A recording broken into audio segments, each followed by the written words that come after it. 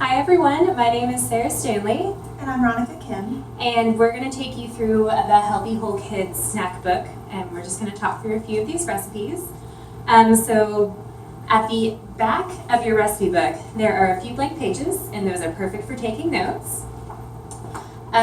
Just a note about the font we chose, we decided to put it in Dyslexie, which is a font that people with dyslexia are more easily able to read, just to really drive home the point that this is accessible to everybody. We divided the recipes into monthly seasonal recipes. You'll see a fall section, and this is the fall book that we're looking at. You'll see September, October, November.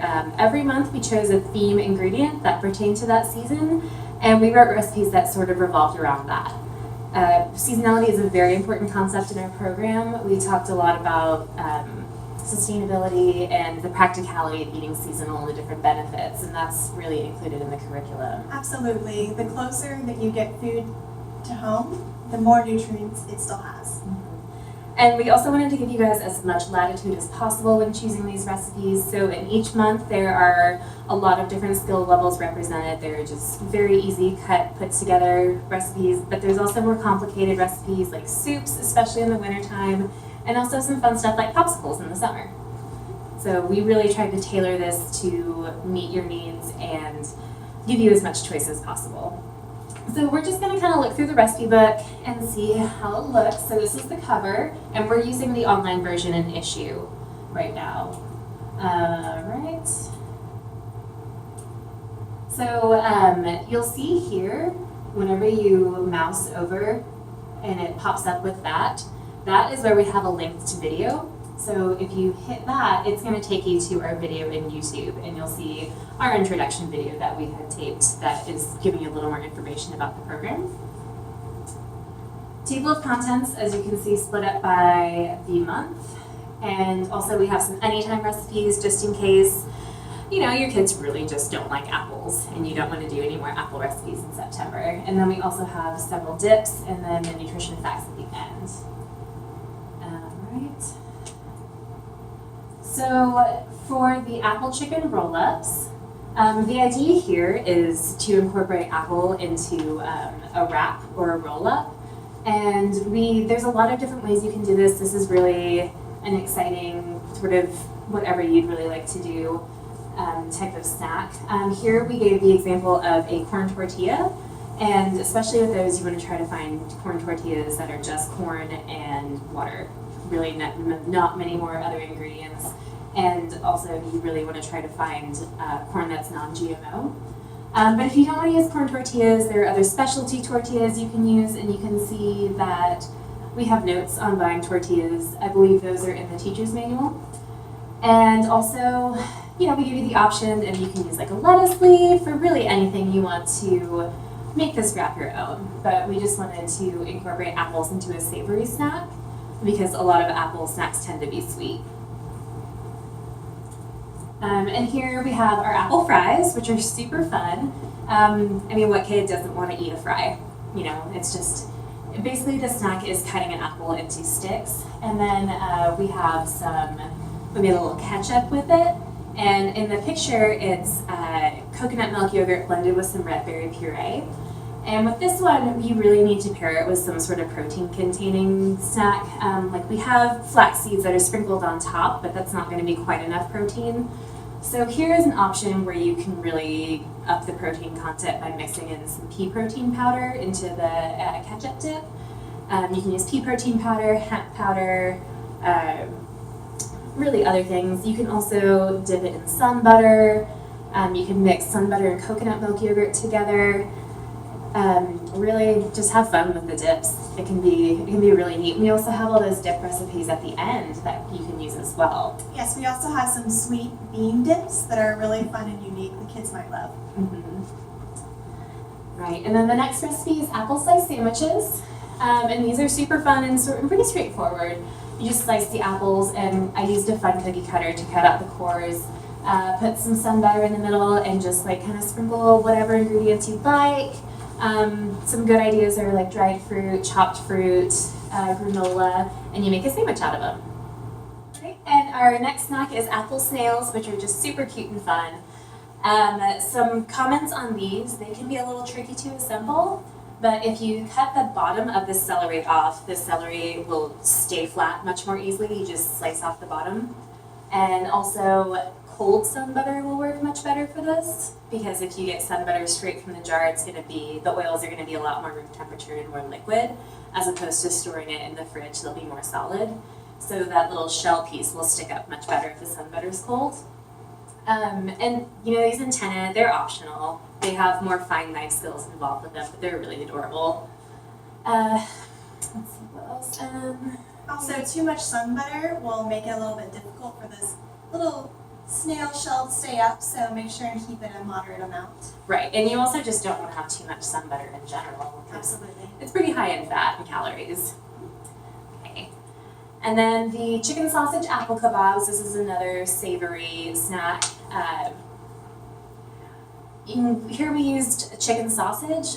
You want to keep an eye out because sometimes chicken sausage will have pork casings. We have some brands noted down there that will be good for you to look for. And this is the marinade that we developed for this recipe. It's optional if you really don't want to. But something to note is that if you're using wooden skewers, make sure to soak them first, otherwise they're just gonna burn and it'll be a big old mess. Right. And then next we have froggy apples, which are sort of an easier one to do. Some things to note here is that using cold sun butter will make this work a little better as well. And also, if you cut the bottom of the bottom piece right here, if you cut that more of a flat instead of a wedge like the top is, then it will stick on much better. And you might want to serve this with some extra protein. There's not too much sun butter in this, so it might be a good idea to serve it with something more high in protein like sliced chicken, for example. And then this is a fruit smile plate. It's just super fun, really easy. Just let the kids make a smile with the fruit and the sun butter.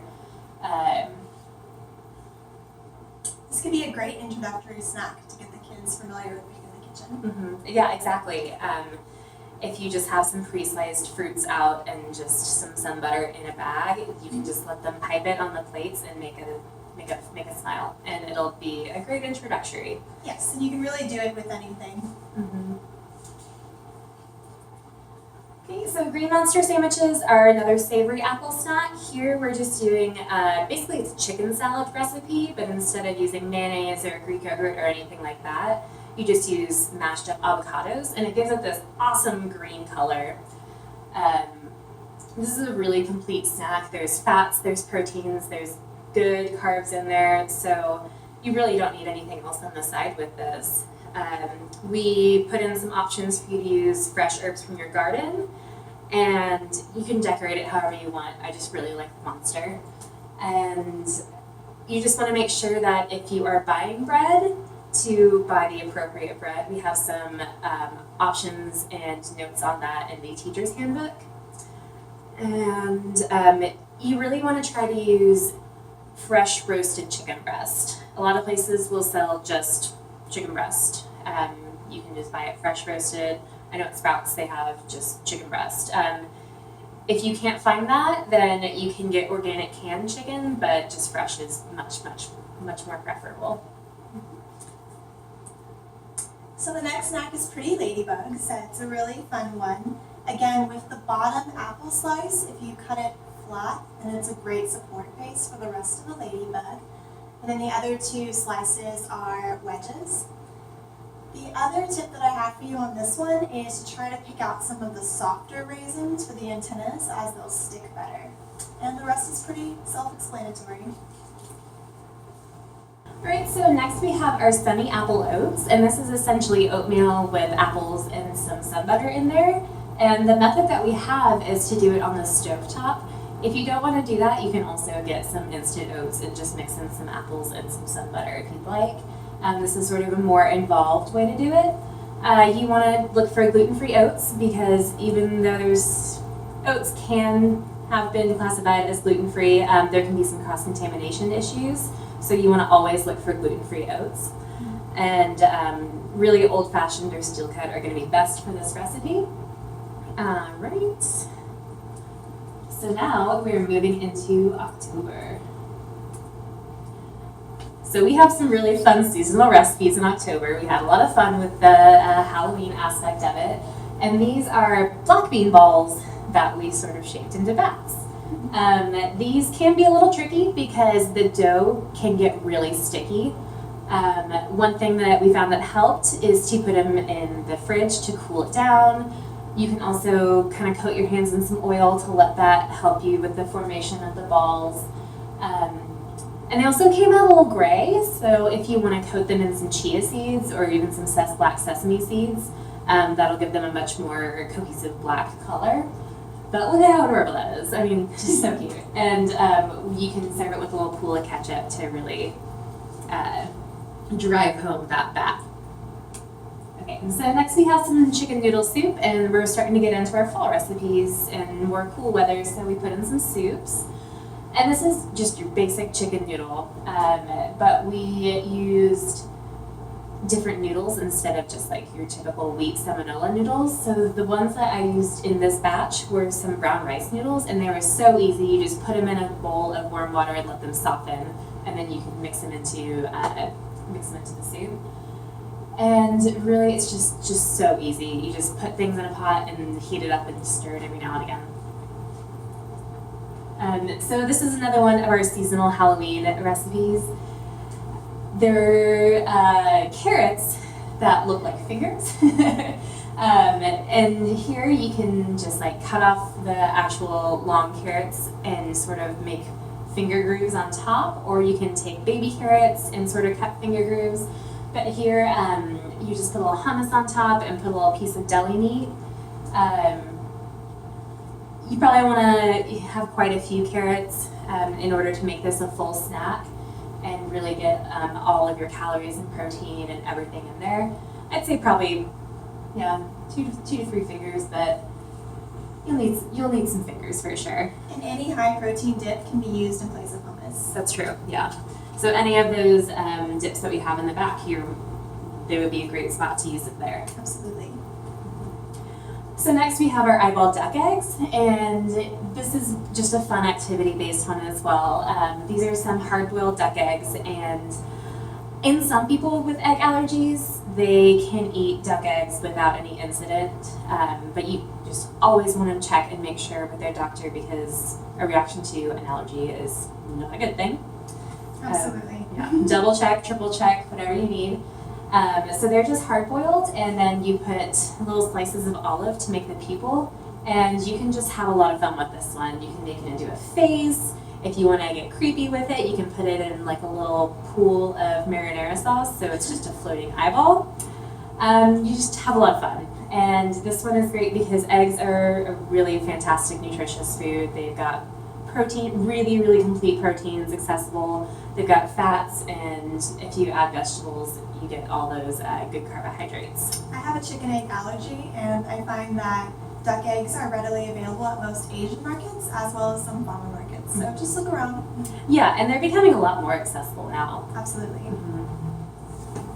Next we have some Halloween stuffed peppers. So these are really fun around that Halloween week.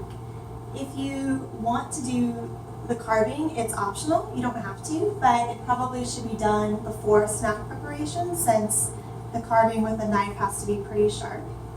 So there are a lot of different options you can use in order to fill these. We use some brown rice, some ground turkey, and some spices, but you can get creative with it. Also, the raisins are optional. I really like them. I like the sweet little kick that it adds. Just one cooking tip is if your meat is very lean, then you might want to add some oil before you start cooking. And so next we have some maple sesame cauliflower. There are a couple different ways you can do this one. You can just have it raw. You can actually steam it and then coat it with the yummy maple sesame dressing, or you can coat it and then roast it. There are a lot of different ways. If you roast it, just be careful because that maple syrup might start to burn on the pan, but it'll get a really yummy caramelized taste. And with this one, there's really not much protein in that.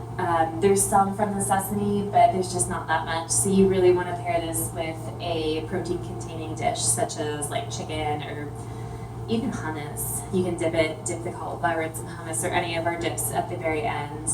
And in this recipe, we used coconut aminos. And coconut aminos are something you might not be familiar with. You may have heard of tamari. Tamari is a gluten-free soy sauce. But soy is one of our avoided allergens, so we had to go a step further and get coconut aminos, and they're a gluten-free, soy-free alternative to soy sauce, and you can find those at Whole Foods. Okay, and next we have some pumpkin muffins. These are delicious, they're really good, and they're really, really simple. The main thing you want to remember with a muffin recipe is mix the wet, mix the dry, and then mix them together. And these probably they don't have much protein in them, so you want to pair it with some sort of protein-containing food, like you could spread it with some seed butter. It would be really good with some pumpkin seed butter. That would be yummy. That'd be fun. And so you just want to add some protein to that. And in this recipe, we use coconut milk, and the coconut milk we're describing in the majority of our dishes is the kind you would find in the dairy section. It's a dairy alternative. It's in a carton, as opposed to the cans of coconut milk that you could find in like the international food section. All right, we have some pumpkin pudding. This one can be super simple. All you have to do is open a can of the pumpkin puree, add in a little bit of apple butter, a couple other ingredients, and serve. If you want to make it more of an intense cooking lesson, you can go ahead and buy the whole pumpkins, bake them, scoop them out, and make your own puree. Also choose a healthy drink accompaniment, and you could play with the texture a little bit by maybe adding some crunchy granola on top or anything you like. You could also do fresh berries, coconut flakes, anything fun like that. And so this recipe is a parfait recipe, and it's using the roasted pumpkin seeds that come next. But this is super fun, and it looks so pretty, and it really gets the kids involved because it just looks gorgeous with those layers. In this one, we use coconut milk yogurt, and that's a great non-dairy alternative. It's really delicious. And you can use these tall skimming cups like this to really make those layers pop. And since you have those pumpkin seeds in there, this is a pretty complete snack. You don't need any extra fat or protein with it. Okay, and then here we have our roasted pumpkin seeds that pair really nicely with those pumpkin parfaits. You can make these, and in the same lesson, you can make them into those parfaits or maybe use them later on in the week. And I mean, these are really simple. You just get the pumpkins, scrape out the seeds. You might want to use a colander or a bowl to really get all that stringy flesh off of them. And you can play around with the seasonings on these guys. You could do just salt and pepper, or you could do maybe some cinnamon and sugar, or any kind of spice blend you'd like with like cumin or cayenne. That sounds yummy. It might be a really fun recipe to use to introduce the children to new spices. Yeah. Maybe make it over and over again and try different flavors and help let them see what those taste like and pick their favorites. Yeah, that's a really great sort of cooking introduction lesson. Absolutely. Yeah, and it would also get them introduced to using the oven in a safe way. Okay, so that's the end of October, and now we're moving into November. First, we have some butternut squash fries, and all the fry recipes are pretty simple once you have them cut. I would say the main amount of work that you need to do is probably have those pre-cut before snack preparation time, since you have to use some pretty sharp knives. The butternut squash, you have to take the peeling off with a knife first. So if you get those pre-cut, then they're pretty easy to go after that. You just lay them out on baking sheets, put some oil in some cases, and some spices. Just check out the recipe for those specifics or play with them. I'd say the key to cutting those big, dense squashes like that, because they can be pretty rough to cut through, is having a sharp knife. It makes it a lot easier. Definitely. And so this is a butternut squash soup. With this one, you can actually buy pre-cubed butternut squash and just skip that whole prep step. This one's really simple as well. You just heat things up, boil it, simmer it until the squash is soft.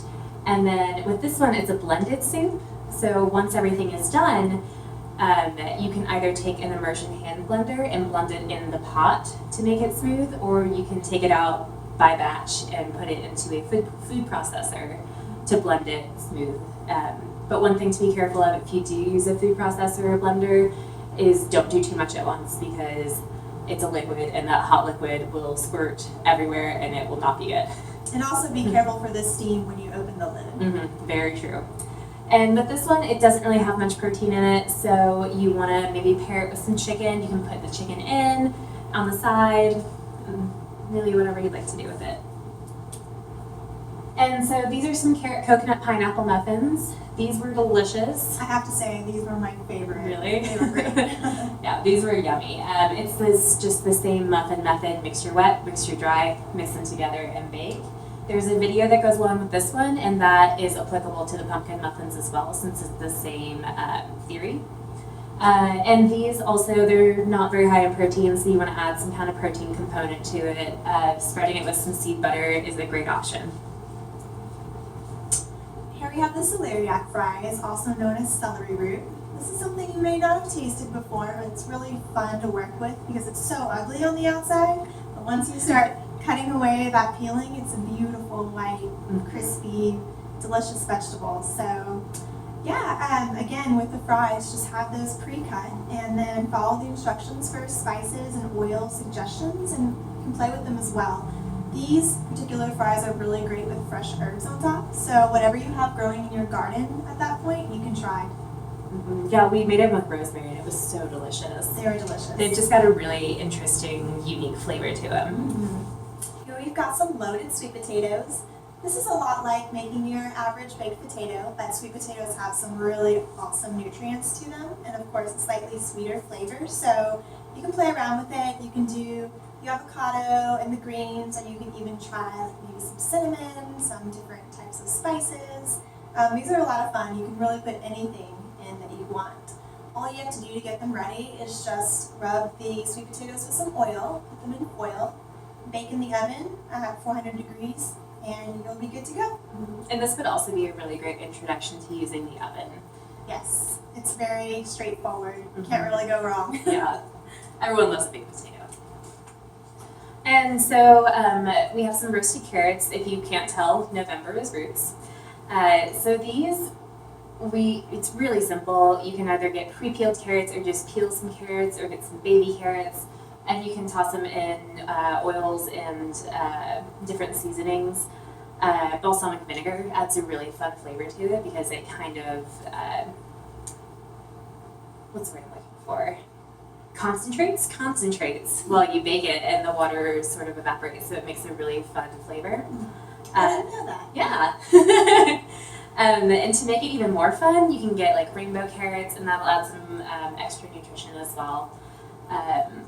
Yeah, rainbow carrots are the greatest thing. And you can sort of play with the different seasonings. We have a few suggestions, but you can really make this one your own. And with this one, it's not very high in protein, so you want to pair it with a protein source, like dipping it in hummus was really good. So I would suggest that. Okay, for sweet potato brownies, just follow the instructions and you should be good to go. One suggestion that I would have is maybe after baking them, put them in the fridge for a little while so they'll be a little bit more firm and easier to cut. But other than that, these were pretty simple to make, really delicious. The avocado and the sweet potatoes in them give it some extra nutrients and a lot of moisture, so they're really great. Yeah, they were very moist. I think it was the moistest brownie I've ever had. Yes.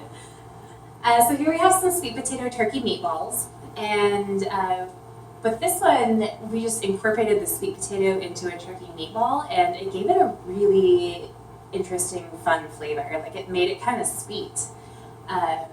We have some different spices and herbs in there, and it really kind of contributed to that sweet, sort of complex flavor. These are really simple to do. There's really not much to them. You can serve them with some quinoa or some hummus, and you always want to choose more lean ground turkey. Make sure you get any ground turkey that's 93% lean or greater. For the sweet potato wedges, the main tip that I would give is focus on your cutting to make those wedges, it's a little bit different than cutting the strip fries. The best way to do that would be to follow the video. I highly recommend it. It'll show you exactly how to cut them.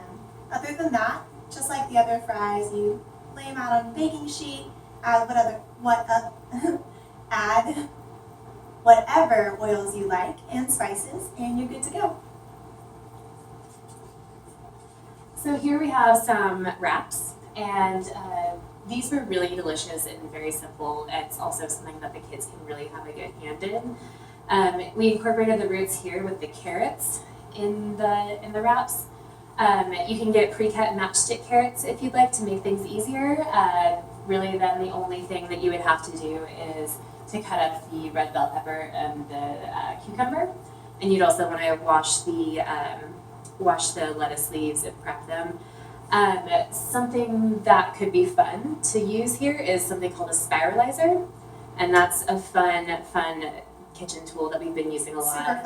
Super fun. You use the spiralizer to make noodles out of different vegetables. You can make carrot noodles, you can make cucumber noodles. We have a few recipes that utilize that later on. And it's something really fun that the kids would get into. It'd be like, oh, noodles made out of vegetables, I'll actually eat this. But these were super fun and really delicious. Right, so now we're moving into our anytime recipes.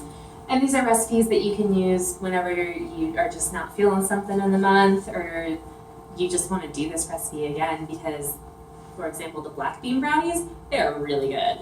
So I would suggest making those often. And the cool thing about these is that since you make them with black beans, they actually have a lot of protein in them. So they're actually a complete snack. And they're really simple to make. I would recommend highly using a blender. You don't necessarily have to, but it would make things a lot easier. And then one thing to note is that the brand that's of chocolate chips that's allergen friendly is called Enjoy Life, and those are pretty widely available. They're really good, and they're so pretty in this recipe with the little chips on top. Mm-hmm. So here we have some crispy roast chickpeas, and these are pretty simple as well. You just take a can of garbanzo beans, which are also called chickpeas, rinse them, try to get the little skins off, because if you don't get the skins off, they're just going to burn. You can use whatever seasonings you'd like. You can play around with this. This is another fun one to really introduce kids to different seasonings. And you just bake them in the oven, and they are really delicious. But they're best on the day you make them. They're not the best the next day. Fruit rainbows. So these are really pretty, of course, and my favorite thing about this recipe is it's a great teaching point to talk to students about eating a rainbow, which means eating a variety of colored foods, which means eating a variety of vitamins. So this is a great talking point, and also just a really simple, fun recipe to make. After they arrange the fruit in a rainbow, just add some tahini or any other nut butter, some protein, and it'll be good to go. Yeah, or you could even mix some nut butters in with some like coconut milk yogurt and make sort of a creamier dip. Mm-hmm. There's really a lot of different ways you can do that. The pot at the end of the rainbow. I like that. So here we have a jar salad, and these are a really fun activity also. This could be a good introduction to like cooking and following a recipe. So the main point here is that you want to have your heavier ingredients on the bottom. You put your dressing on the bottom and then the heavier ingredients, because if you have the lighter ingredients on bottom and you try to shake it, it's just going to squish everything up. I would prep all this stuff ahead of time and just kind of set it out and let the kids build their salad as they like. And if you put anything in a jar and let them shake it, it's going to be so much more fun and really engage them in it. Maybe don't shake it too much, though. Right, yeah, especially because it's glass. So these are raw sesame seed bars, and I gotta tell you, those were delicious. Mm-hmm. They went so fast in our office. And these are really simple as well. You just mix everything into a bowl, put it into a pan, and freeze it. And you want to freeze it because that coconut oil that we're using, it has kind of a room temperature melting point. Mm-hmm. So if you put it in the freezer, it'll cause them to solidify, and it'll be a lot easier to eat instead of like trying to crumble it up. And much easier to cut. Right, that too. Mm-hmm. And if you want to store them, just store them cold for that reason. And so here's our cover photo, the zoo on a log. It's basically a play on ants on a log, but it's just so adorable. So cute. Yeah. You just essentially pipe some butter in and with some little chunks of fruit for the animal crackers to eat. And the brand of animal cookies that we're using is called Kitty Critters. And a note on those is that they're pretty high in sugar, so you want to limit consumption of those. I think the first ingredient is sugar. So they really add a fun flair, but they're not the greatest thing for you. So just one or two. And now we're in our dips section. I love dips. They're a great way to add some additional nutrients to a dish and also are, of course, super tasty and easy to make. For most of these dips, all you have to do is throw all the ingredients in a blender, blend until smooth, add water as needed to make smooth and creamy, at least in this case. Yeah. And here we give you some suggestions of what you can pair with all these dips. Like for some, they're more sweet, so you can pair it with fruit, or we have some suggestions of the recipes in the book to pair it with. And some are savory, but really, you can pair it with anything. They're so versatile and so delicious. It's really fun to experiment with those flavors. So this is called fire hummus. It's pretty much the same thing. Just put it in a blender and food process till smooth. Yeah, it was really good. And this one actually has some sun butter in it, so it'll have some protein, but it's not going to have too much. So you want to try to pair it with something that's more protein heavy, like there's some bean chips or lentil chips that will provide some extra protein. This is one of our sweet dips. It's really fun, a little bit different. I wasn't too sure about beans being sweet at first, but when I tasted it, I got it. It's really good. It's really fun. So these are really great to pair with some of the fruit dips, like maybe the fruit rainbow. When you don't have any protein yet, you need to get something to give a little bit more protein. So this is some pumpkin seed butter, and that's an alternative you can use in any of these recipes. When you see sun butter, you can use pumpkin seed butter instead. This one's really fun and really delicious. It's not something that really many people have seen or experienced before, but it's really good. And it will be green, that's normal. Something that I found in these recipes, that if you can find toasted seeds, it makes it work much better. But you never want to get like salted seeds. And this one is a little bit of an exception in the sense that you don't want to necessarily blend it until really creamy. This one's better if you just blend it until it's incorporated, but blending too much will give it a little bit of a slimy texture. Right. Okay, now we have the spinach hummus. This is another great dip. I love the flavor. Again, with this one, it's one of the ones you want to be a little bit smoother, so you can add water a teaspoon at a time just to get to the consistency that you like. And then pair with some veggies or some black bean chips or anything that you like. A note on the garbanzo beans in the recipe, you want to drain those beans, but you don't need to rinse them, just drain them, drain out the extra beanie liquid. So next we have tahini, and this is the last of our dips in this book. And this is a really great set of seed butter that you can actually find in stores pretty readily, but it's a lot better if you make it yourself. So you want to get some whole sesame seeds, and it works better if they're toasted. You can either do it in a skillet real quick, or you can find some toasted sesame seeds. This is going to be a pretty thick paste. So you can add a little bit of water or a little bit of oil to it if you'd like, but it's going to be pretty thick. Yes, and it will last in the refrigerator for about a month, so you can make it and use it for several different recipes. And if it separates, just stir it up. It's just natural separation because it's a natural product. So next we come to some other sections in the book that are more informational. We have a whole list of ready-to-go snacks if you don't want to go through and make anything. These are some acceptable snacks that you can just go out and buy. There's a whole listing of them. They're all completely allergen-free. And here we have a handy conversion table for you. So if you are doubling or tripling a recipe and you don't want to measure out 6 teaspoons, you can know that you can just do 2 tablespoons instead. And also, it has some really great ideas for replacing eggs. A lot of baked goods tend to call for eggs, and so you can use flaxseed, chia seeds, cornstarch, avocados, applesauce, the list goes on. Yeah. In each recipe, we've kind of chosen the most appropriate thing for replacing an egg based on the type of recipe, if it's sweet, savory, baked, whatever. But these are other options if you'd like to branch out a little bit. And so here we come to the nutrition facts. And so with these, each nutrition fact is going to represent one serving size. So where we say a serving size is like one face, it's going to be a serving size for one face. Right, or if we say it's 3 of the apple snails, then this information is based on 3 of the apple snails. So basically what one child would be consuming. Right. And it's not going to include any optional ingredients or like serving suggestions. So for example, if we say serve with hummus, it's not going to include the hummus in there. Right, and these are based on the specific ingredients we chose for the recipes, what we made it with, but there are also other options and substitutions that aren't included. And so we have them for every single recipe, and they're in the order that they are in the book. And in issue, going through, you might need to zoom to really look at them. I'm just going to blaze through them real quick just to show you. And our thank yous, and that's the end of our book. There's just a few other things that we want to touch on, and we really tried to make these things that children can do for themselves, but there are some places that you're going to have to help out, do some pre-cut, because we just very, very strongly believe that cooking is such an essential skill for kids to learn.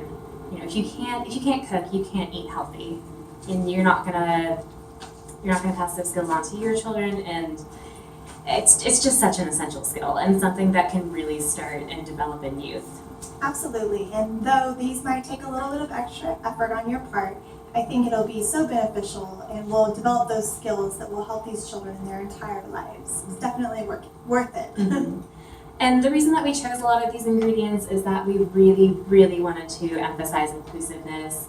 We never wanted anyone to have to use this special cheese or this special peanut butter.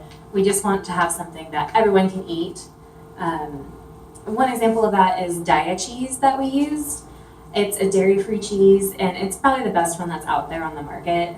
It actually kind of melts instead of like some of those other dairy-free cheeses, so that's something we would recommend using. And it's definitely not like the children are missing out by using these ingredients. These ingredients are very nutritious and tasty as well. Yeah, everything is pretty whole. Another thing we wanted to let you know about the program is that we created each snack to be balanced, meaning it has a little bit of protein, carbohydrate, and fat in each one. That will give the children some lasting energy so they can focus and learn hard. And even though some of our core recipes, like for example the maple sesame cauliflower, it doesn't actually provide protein, but we give you ideas to where you can add protein to it. And I believe that's all we really wanted to talk about. But we really, really would value your feedback. We would love to see pictures of the children's snacks that they make. We would love to get your teacher questionnaire surveys. We'd love to see the children's post-test, pre-test, anything like that. Any pictures you want to send our way, we'd love to see them. If you have any questions at all, feel free to contact us. We'll be here for you if you have any questions about the recipes. We really hope you enjoy this program as much as we enjoyed making it for you. Enjoy.